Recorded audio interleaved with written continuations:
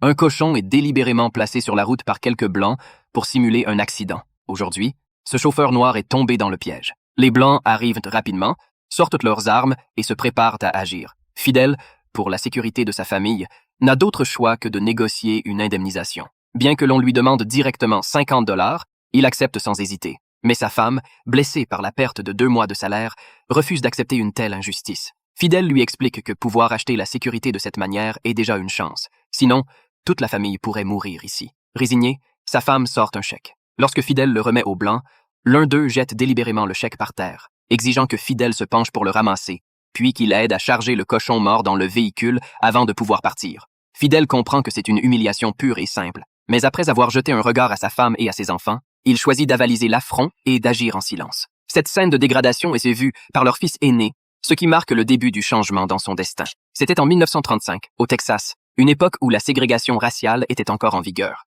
Les Noirs étaient considérés comme des sous-hommes, à peine meilleurs que des rats.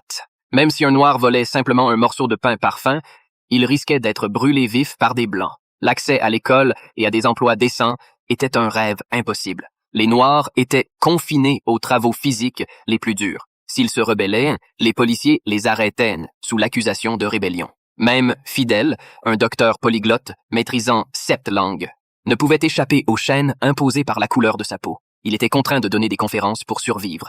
Il espérait que son fils aîné, Fabian, le plus brillant de tous, pourrait changer leur destin. Et c'est pourquoi il l'inscrivit à son ancienne école, l'Académie Willy. Bien que présentée comme une école de droit, elle ressemblait plus à un internat pour Noirs. Heureusement, il rencontra un professeur bienveillant.